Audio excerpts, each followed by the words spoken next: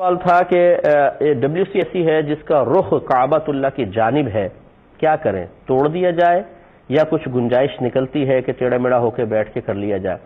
پہلے تو یہ بات سمجھ لیجیے، دیکھیں بخاری وغیرہ کی روایات ہے، نبی کریم صلی اللہ علیہ وسلم نے ارشاد فرمایا کہ جب تم استنجا کے لیے جاؤ تو نہ تو کعبۃ اللہ کی طرف رخ کرو نہ پیٹھ کرو۔ اب جب یہ ہمارے آقا کا حکم آ گیا تو اچھی طرح یاد رکھیں کہ اس طرح ٹوائلٹ کا رخ ہونا کہ جب آپ بیٹھتے ہیں تو آپ کا چہرہ کعبہ کی طرف ہو یا پیٹھ ہو، یہ حرام ہے، گناہ ہے، یعنی مکروہ تحریمی ہے جو حرام کے نزدیک ہوتا ہے اور ہم گناہ گار ہوں گے۔ اس لیے جب آپ اپنے باتھ روم بنائیں تو خیال کریں کہ کعبۃ اللہ کی طرف نہ چہرہ ہو نہ پیٹھ ہو، مثلا اگر یہ اس طرف ہے کعبۃ اللہ تو یوں ہونا چاہیے، ٹھیک ہے نا، تاکہ نہ چہرہ نہ پیٹھ۔ لیکن بالفرض اگر کسی نے، جیسے فلیٹ ہم خریدتے ہیں، آپ نے فلیٹ خرید لیا، اب اس میں جو استنجا خانے بنے ہوئے ہیں وہ بعض ایسے ہیں جن کا رخ قبلے کی طرف ہے اور آپ کو دھیان نہ رہا، آپ نے خرید لیا، اب آپ پریشان ہو گئے کہ کیا کریں،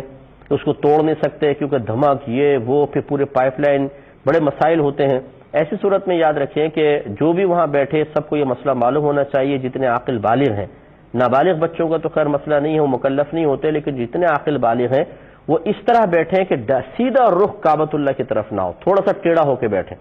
ٹھیک ہے نا۔ ویسے تو دیکھیں جب ہم نماز پڑھتے ہیں تو اس کے لیے فقہا نے ضرور فرمایا کہ اگر آپ سیدھے کھڑے ہوئے ہیں ایک لائن یوں کھینچ دیں، مثال کے طور پہ ایک سیدھی لائن کھینچ دیجئے، اب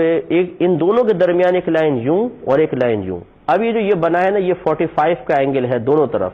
اتنا یہ پورا کا پورا جو ہے یہ کعبۃ اللہ کی سمت کہلاتا ہے نماز پڑھنے کے لیے، کیونکہ کعبۃ اللہ کی عمارت ہمارے سامنے نہیں ہوتی تو تھوڑا بہت گنجائش نکالنے کے لیے حکم دیا گیا۔ لیکن جب واش روم وغیرہ کا مسئلہ ہوگا تو اس میں بالکل 90 ڈگری کا اینگل دیکھا جائے گا کہ بالکل سیدھا اگر آپ بیٹھتے ہیں تو گناہ ہے، تھوڑا سا ٹیڑھا ہو کر بیٹھ جائیں تو اس کی گنجائش نکل سکتی ہے۔ یہ بخاری کی روایت ہے،